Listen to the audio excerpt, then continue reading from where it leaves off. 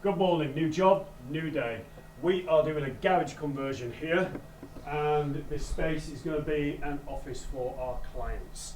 This was originally a double garage.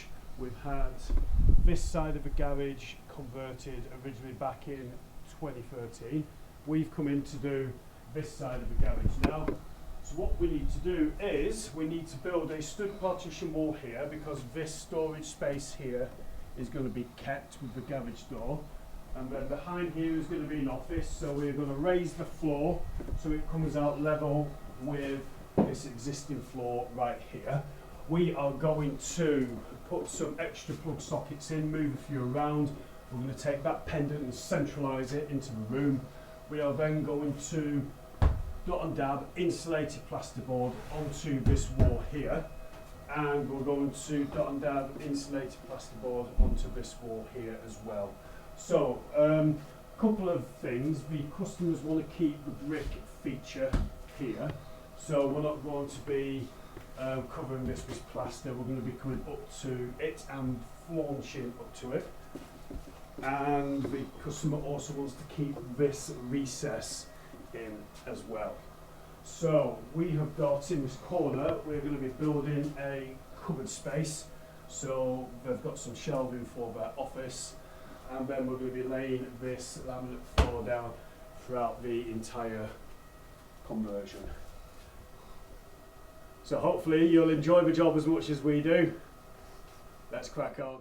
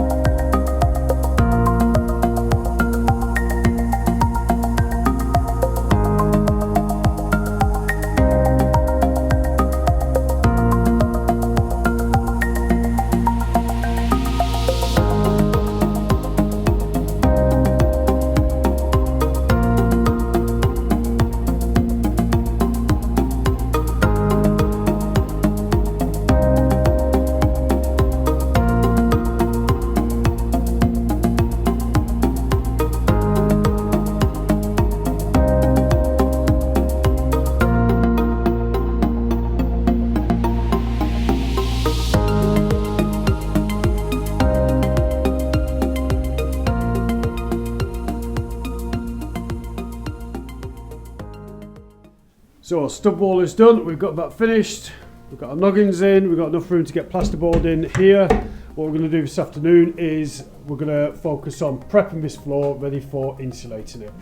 So we are going to seal the joints there between the floor and the saw plates, and we're going to put some screed down to try and take some of the fall out of it, because there is a 50mm drop from that side, sorry, a 100mm drop from that side to that side. So what we're going to do is we're going to take some of that out with screed, and then we're going to leave it to dry, and then we're going to put some furring strips down, and we're going to lay our insulation on top of the furring strips after we've painted it with some damp proof membrane.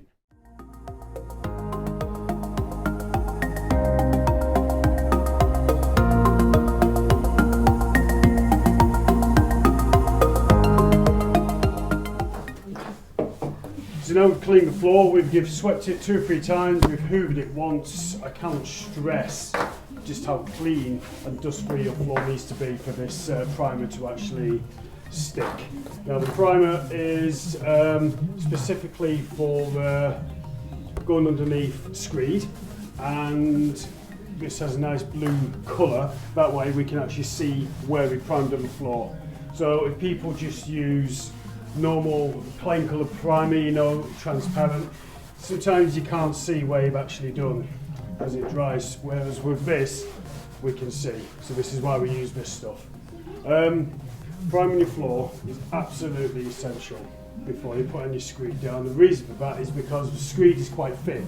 Therefore, you can quite easily get what's called delamination, which is where the substrate comes away from the surface. So in this case, if we didn't prime the floor, you'd find that the screed will come away from the concrete and it would start to crack and it would just come up.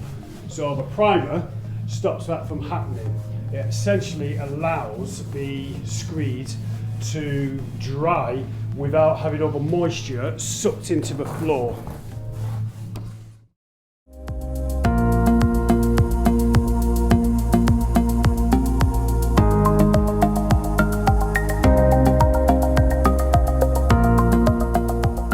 Floor's been primed now. It's ready to receive our screed. We have sealed our joint here, that way the screed won't go in or underneath the what is going to be the stud wall. I've got my area set up to mix up my screed, so we put this polythene down so we don't stain the customer's patio. I use Stopgap 300 HD, it's really good stuff. I won't use anything else. We can lay up to 50 mils with this as long as you use sharp sand with it and low water content, so you can make it quite thick. However, without sharp sand or just using it as a normal flow screed, normally 3 to 10 mils. So we want to bring our flow up 5 mils, and then we can put firming strips on top of that, and then our insulation and our decking for our floor will marry up with the finished floor level of the rest of it.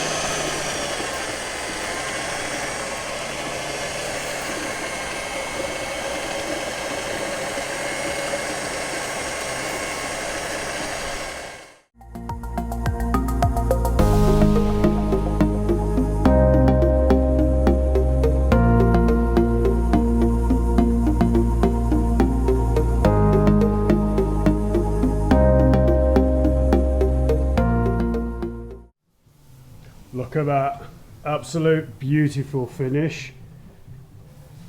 Nice and shiny. Now, some of you out there may put in the comments, why have you put FLC down when you're putting firming strips down? Well, one of the reasons I've done this is one, the firming strips are about 5 mil too short than what I need. And number two, I want a perfectly flat surface to put my firming strips onto. The garage floor was not perfectly flat and it had indents in, and when I come to paint my damp proof membrane on here, it needs to be absolutely infallible. There needs to be no indentations in the floor, it just needs to be perfectly flat. Matt has just turned up. Matt's been on one of our other jobs plastering, so he's now finished.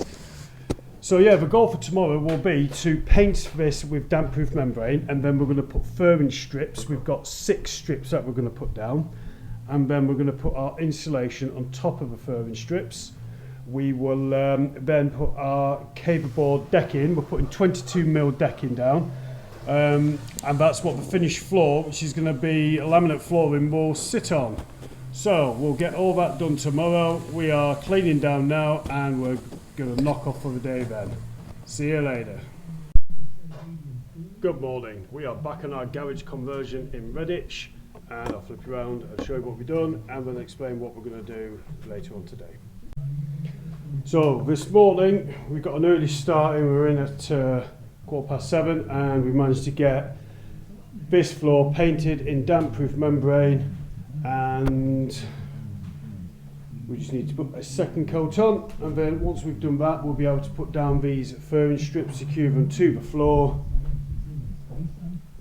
and if you can see, they are tapered, so we go from thick at one end to thin at the other. We've had them machined at Davis Timber in Withell, South Birmingham, and that means that our floor will be nice and straight as per the top of these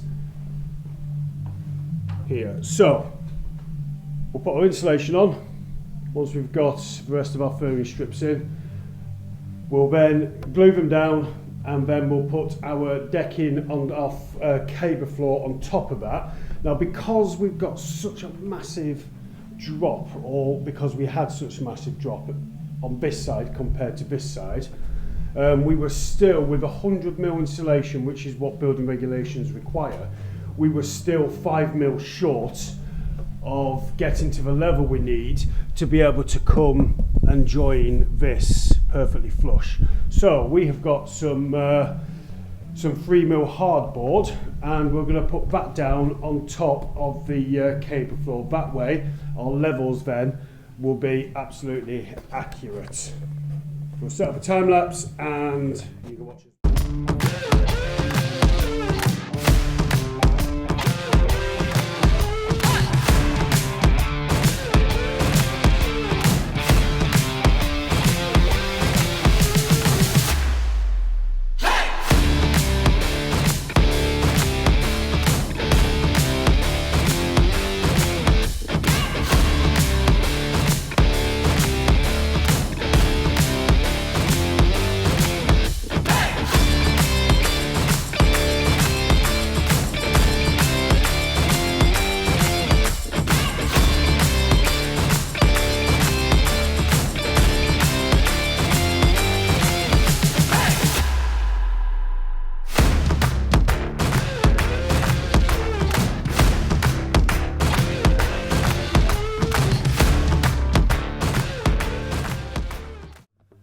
Hello everybody, and welcome back to our garage conversion.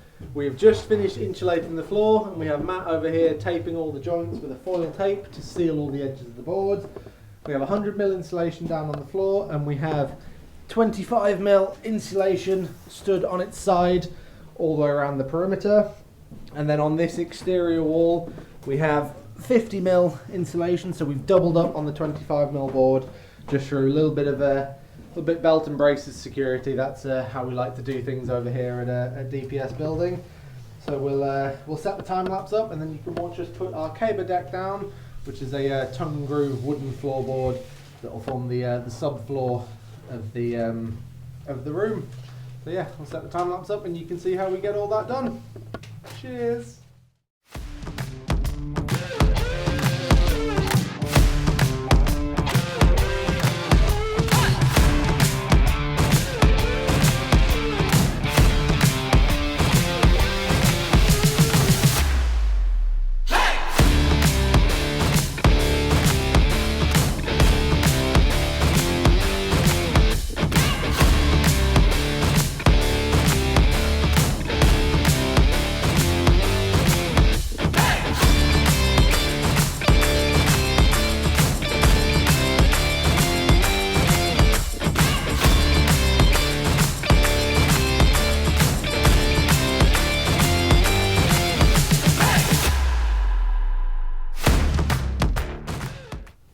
That is it, floor is done, it's down, love it.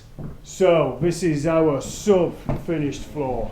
So we're going to be putting this stuff on next. This is 3mm hardboard, and it's going to allow a bridge to go straight across there, up to there, and then our laminate flooring will sit on top of the hardboard, or the underlay will sit on top of the hardboard. The laminate flooring will sit on top of the underlay, and then it will bring us out level to this exactly. And then we've got Phil, the electrician from Electrodyning. He's coming in next. He's coming in tomorrow. He's going to be shifting around some of these plug sockets. He's going to be putting some LED strips into this section here. This is going to be a cupboard that will be going up as well tomorrow. And we've got the fuse board here. He's going to be doing something with this pipe, so we are able to hide it behind our plasterboard. It's not something that we want to do. We don't want to really be touching consumer units. You get big shocks, big bangs. So, plan of action is next. It's Friday, so Monday, electrician. Tuesday, plasterer. Plasterer is going to come in. He's going to board all of this lot, and he's going to skim it all except for that wall. And the reason for that is because the client has asked if he can have a window put in here. And I've said, obviously, yes. And builder inspector came and told us that it needs to be an escapable window because there is going to be no other means of escape other than through here, which is the utility. So if there's a fire in the utility, then there's nowhere for them to go except through the wall, which I don't think they'd want to do. So we are going to be putting a window in there, and this wall is going to be left until the window's in, and then that will be skimmed. And then it's just a case of electrical second fix, laminate flooring down, boom, job done. So I will see you all on Monday.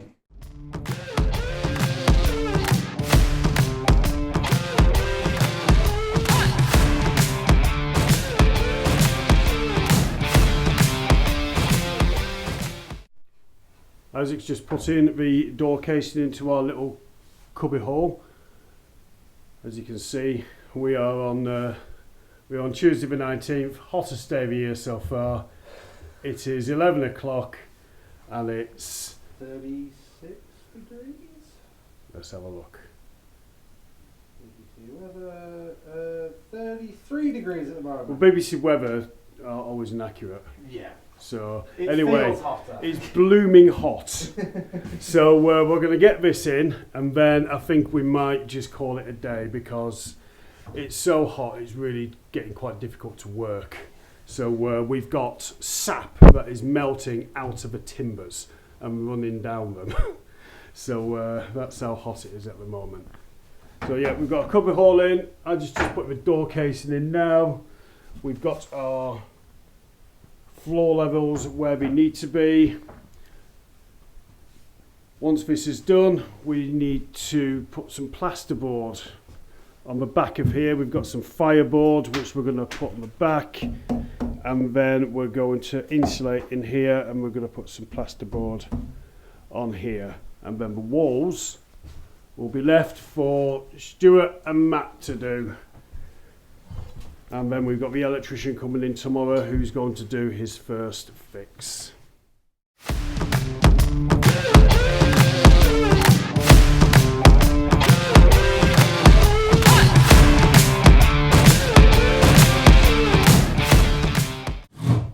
We've got Matt doing some plasterboarding, and we've got back with us Stuart from Hollywood Plastering and Rendering.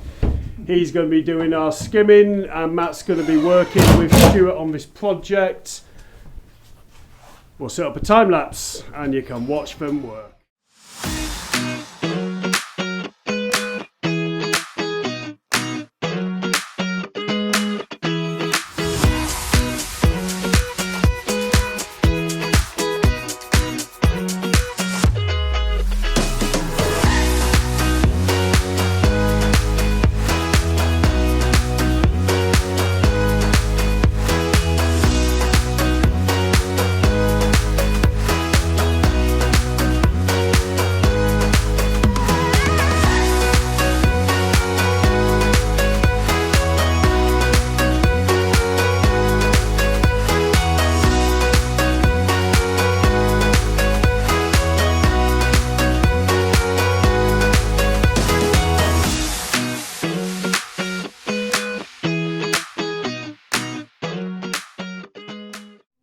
Good morning, I'm Matt from DPS Building, joined by Stuart from Hollywood Plastering and Rendering. Good morning.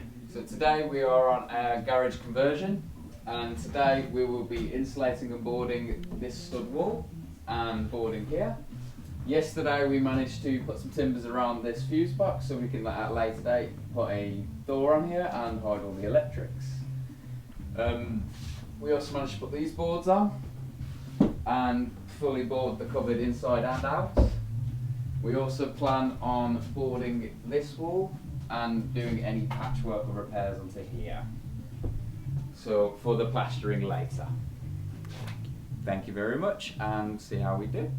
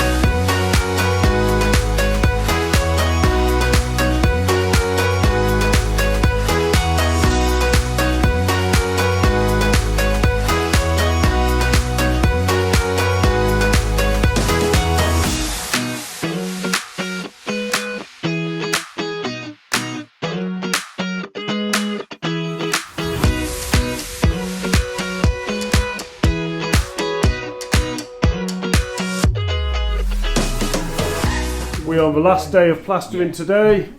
We've got this wall done, this wall's done. Matt's going to jump in the cupboard. We're going to get this plastered, and then the other side of this wall, on the garage side, we're going to get plastered as well. Phil's been in, he's done his electrical second fix, all the plug sockets for light sockets, the smoke detector, all of them are now in, which means that once the plastering's done, it's Friday today, hopefully either Monday or Tuesday we can come in and we can start getting the laminate floor down. What we'll do is we'll put a piece of off-cut plasterboard down here on top of the laminate floor, on top of a dust cover, and that will protect the floor when we eventually come to put the window in. But the window is going to be at least a week to 10 days before that is made, because we have had to match it to the customer's other windows, and again it has to be an escapable window. So because of a design, it's taking a little longer to get it made. So we are looking at possibly, if we can get the window in by the end of next week, because it was ordered 2 days ago, then we're looking at possibly getting this job done by the end of next week, which means this conversion we've turned over in 2 weeks. So I'll put you onto time lapse and you can watch the plasterers do their thing.